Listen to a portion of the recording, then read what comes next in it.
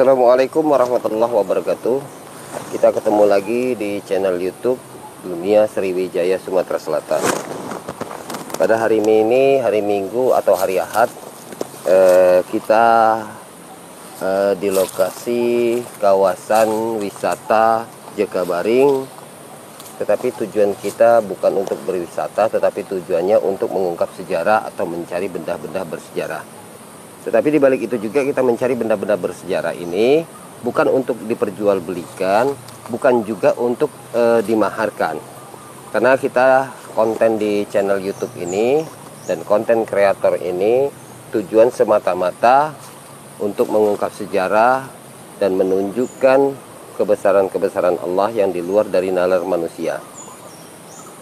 Dan pengambilan barang pusaka ini bagi orang yang percaya dan meyakini bahwa benda-benda bersejarah itu ada pengambilan barang-barang pusaka dan bisa dinyatakan.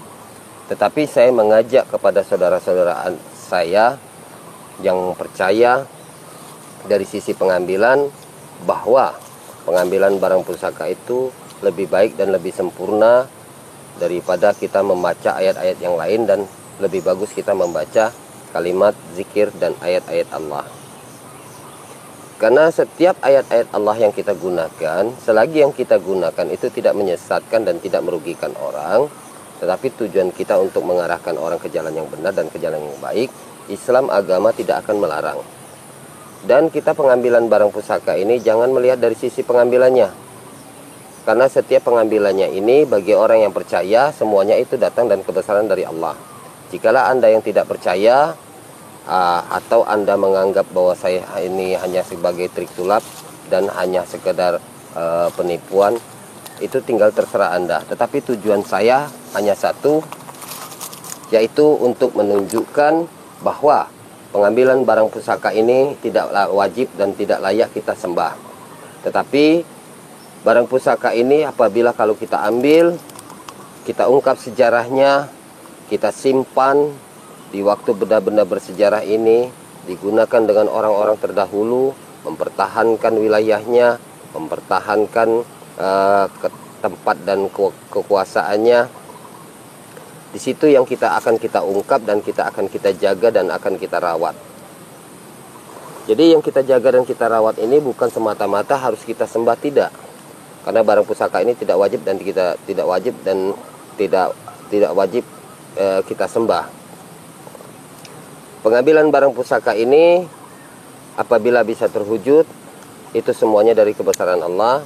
Tetapi apabila seandainya sudah terwujud dan benda-benda pusaka itu, saya jelaskan bahwa benda-benda pusaka itu buatan manusia.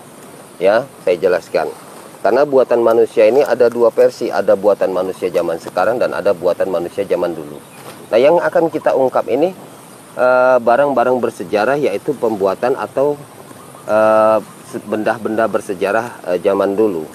Jadi apabila kalau seandainya kita dapat sejenis batu cincin atau sejenis yang hal-hal lain yang tidak menyimpang dari syariat Islam, kita akan berikan secara cuma-cuma, gratis, tanpa dipungut biaya maupun mahar. Itu. Tetapi itu hanya sekedar cindera mata, bukan barang-barang pusaka yang akan kita bawa untuk mengangkat diri kita menjadi kesuksesan. Kuncinya kalau kita ingin mengangkat derajat kita kesuksesan, Allah menciptakan kita manusia untuk berusaha, bukan untuk meminta dengan benda-benda pusaka. Itu sangat salah. Ini yang saya jelaskan. Mungkin itu aja yang saya jelaskan. Pengambilan barang pusaka kita memakai mediator garu, yang kedua kita memakai mediator minyak. Dan berkemungkinan pengambilan barang pusaka ini akan saya serahkan kepada saudara Ibu Karisma. Karena di channel YouTube ini yang bertugas untuk pengambilan barang pusaka mungkin akan saya serahkan kepada saudara Ibu Karisma dan saudara Kang Yosi. Siap Kang Yosi? Siap. Ibu Karisma siap? Oke pemirsa, kita akan melaksanakan pengambilan barang pusaka dan kita akan selusuri dulu, kita akan mencari benda-benda bersejarah. Jikalau memang kita dapat, kita temukan, nanti saudara Kang Yosi dan saudara Ibu Karisma yang akan mewujudkannya dan menyatakannya. Oke, yuk kita selusuri dulu.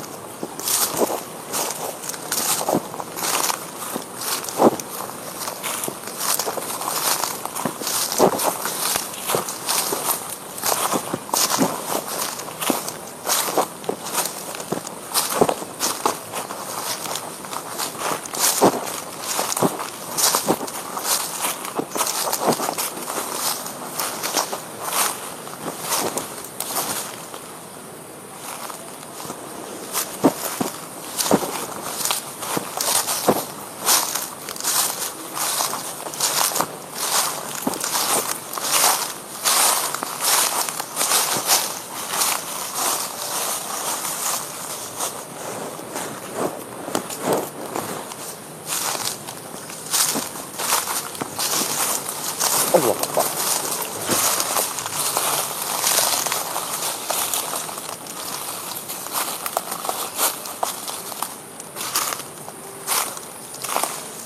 Oke, pemirsa, yang kita lihat di sini banyak sosok sekali, sosok makhluk jin, tetapi sosok makhluk jin tersebut tidak ada benda pusakanya. Kita akan telusuri lagi.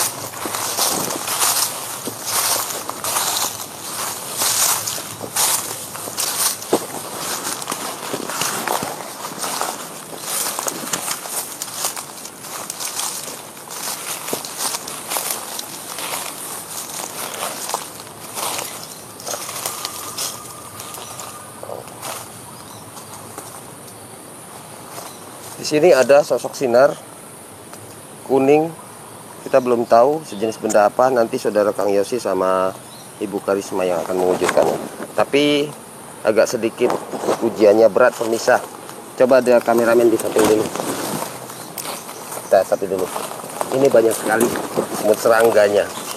Tuh, ya. Tuh, banyak sekali itu semut serangganya. Tapi barangnya ada di sini, pemirsa, ya. Barangnya ada di sini. Ini risiko, tantangan kepada saudara Ibu Karisma.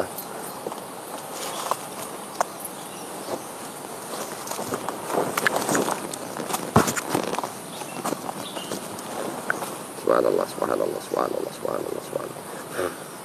Subhanallah. Sanggup Kang Yosi? Ibu Karisma? Sanggup. Sanggup? Ibu Karisma sanggup? Nanti Ibu Karisma nyatakannya dari atas saja. Nanti saudara Kang Yosi aja yang nanti mencarinya, ya Kang Yosi ya? Siap. Inilah tantangan kita, saudara Kang Yosi. Dilihat dulu ya, ini kita semprot di sini ya.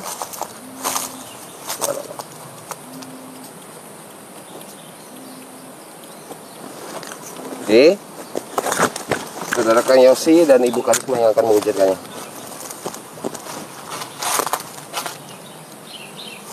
Masih ada yang ngomong tapi kayaknya udah hilang. Oke, silakan Ibu Karisma.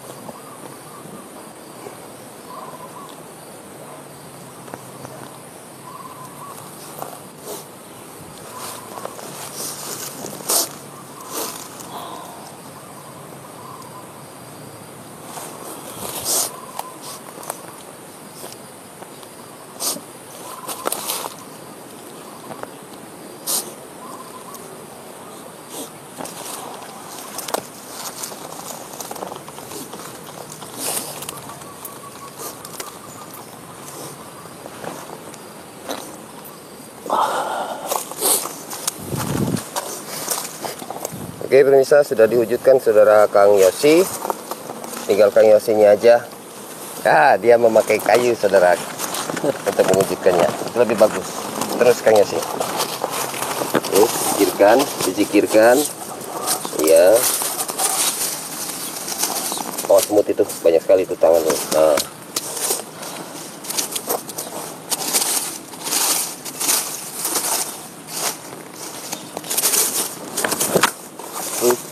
Di ujung sana tempat serangganya itu.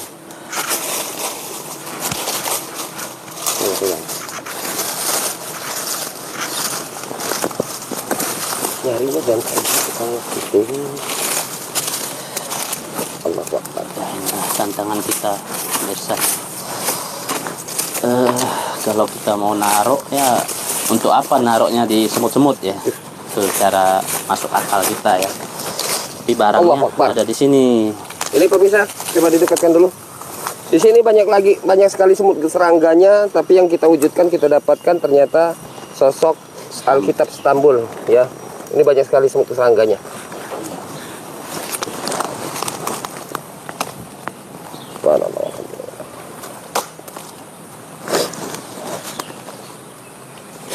Oke pemirsa, hari ini Saudara Kang Yosi dan Ibu Karisma mewujudkannya sosok yaitu Alkitab Istanbul, persis di bawah sarang atau serangganya semut rangrang, ya. Jadi pengambilan yang Alkitab Istanbul ini sangat ekstrim sekali, dan juga kita pengambilan barang pusaka ini tujuan semata-mata untuk menunjukkan dan membuktikan kebesaran Allah, ya. Alhamdulillah kita bisa wujudkan, tetapi saya jelaskan sosok Alkitab Istanbul ini tidak ada unsur kekuatan gaibnya ataupun sosok sejenis makhluk jinnya, tetapi Alkitab Istanbul ini dibuat dengan rajahan dan dibuat dengan zikir-zikir Allah. Maka dari situ ada unsur kekuatan dari ayat tersebut. Ini yang saya jelaskan. Coba kita buka isi dalamnya.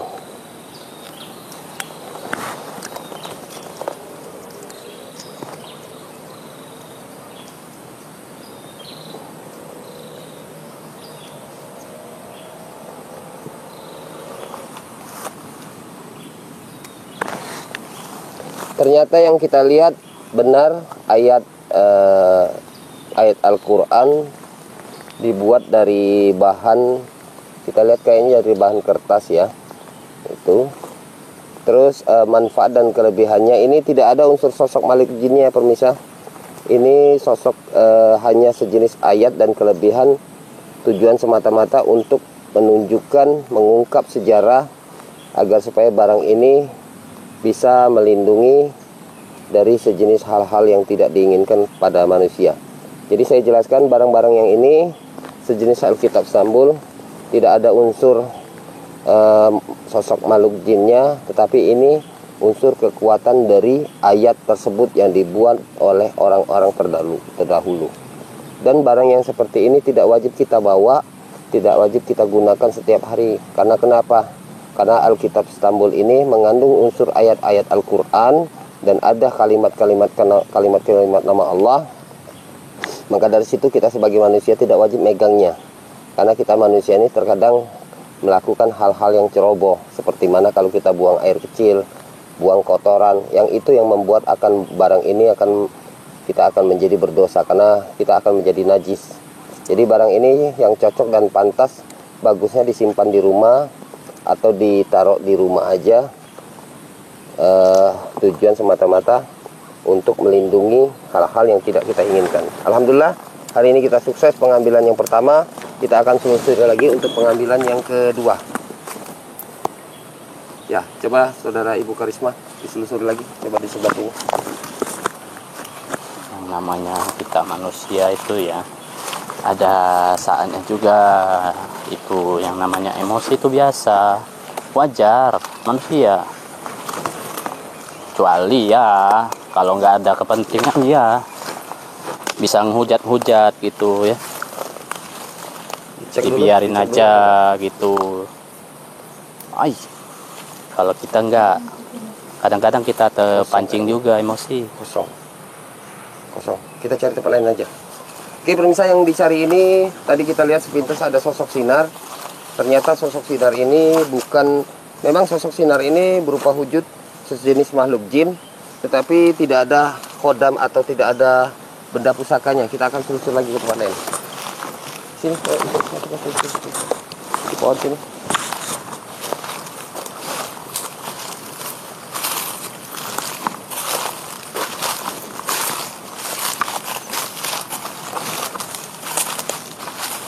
Cek dulu, dibuka dulu batinnya, ada nggak?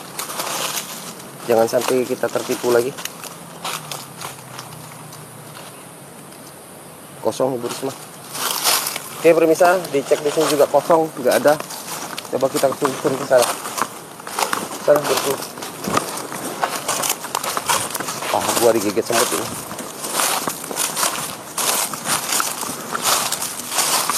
Bisa nggak pegang garunya? Oh, kebakar, sedih.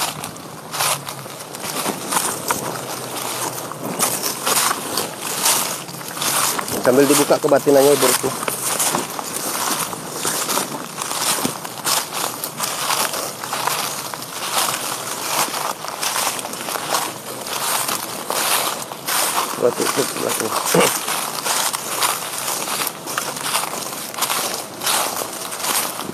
di pohon sini coba.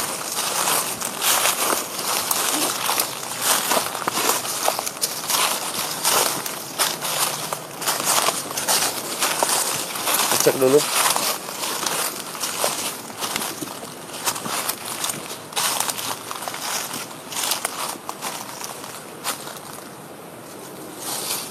Ada Ya, nggak? terima kasih. Di sini ada. Di sini ada, coba ibu. Mana minyak tadi? Ada minyak. Taruh aja situ ya. Oke pemirsa, di sini kita lihat ada sosok sejenis sinar. Mudah-mudahan sinar ini kita lihat dia tidak kabur. Mudah-mudahan ini bisa diwujudkan.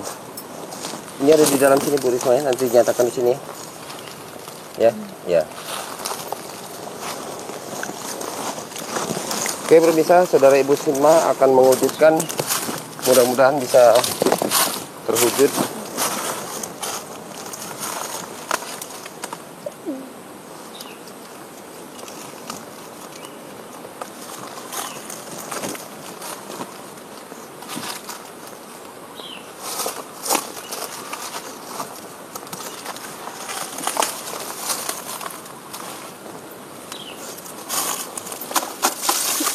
Subhanallah.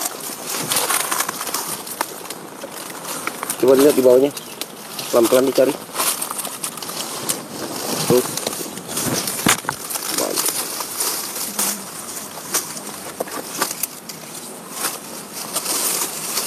pelan-pelan bersihkannya. Terus,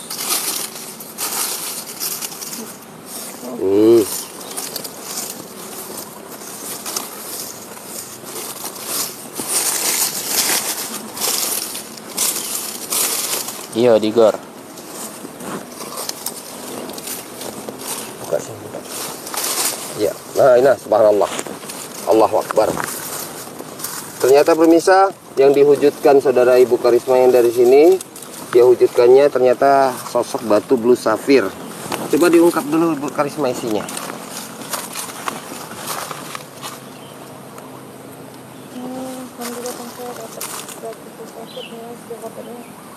Sosok perempuan, Terus, 3 perempuan. Ini untuk pengasihan, Ya, baik. pengasihan pembungkam. Juga bisa untuk pamor usaha. Baru bangun tidur ya. Oke. Oke, alhamdulillah hari ini sukses. Coba yang satunya tadi dikeluarkan, mana barangnya? Garunya ditaruh aja dan 3 pedih matanya. Nah, itu Mas. Pamor. Ya. Oke pemirsa, hari ini sukses saudara Ibu Karisma mewujudkan satu Alkitab Istanbul, yang kedua batu blue safir. Penunggunya apa Bu Karisma? Ini sosok 3 putri. 3 putri, berarti ini untuk pengasihan pemirsa. Tapi saya jelaskan, kita ungkapkan semua sejarah ini dan kegunaannya. Bukan barang ini untuk kita gunakan, bukan juga untuk kita menyimpang dari syariat Islam, tidak. Kita mengungkap ini semata-mata untuk menunjukkan bahwa barang-barang pusaka ini selain dari Alkitab Istanbul, bahwa barang pusaka ini mengandung unsur sosok makhluk jin. Jadi apabila kalau kita mengambilnya tujuannya untuk hanya sekedar pemanis tangan, Islam tidak akan melarang. Tetapi kalau seandainya kita menggunakan untuk meningkatkan usaha dan rezeki kita, apalagi kalau kita meminta dan berpedoman dengan benda pusaka itu, Islam akan melarang keras. Dan di sini juga saya jelaskan, pengambilan barang pusaka ini jangan melihat dari sisi pengambilannya, dan juga jangan melihat dari sisi bendanya. Karena setiap pengambilan itu semuanya itu atas dasar dari kebesaran Allah. Karena kalau kita tidak diberi kebesaran dari Allah, kita manusia tidak akan bisa hidup. Jangankan kita mengambil barang pusaka, kita menjaga nyawa diri kita sendiri pun lagi belum tentu kita bisa menjamin. Karena di dalam tubuh kita mengandung unsur nyawa itu semuanya Allah yang menjamin. Jadi saya jelaskan pengambilan barang pusaka ini semata-mata untuk menunjukkan kepada masyarakat agar supaya kita lebih dekat kepada Allah, bukan dekat dengan benda-benda pusaka seperti ini.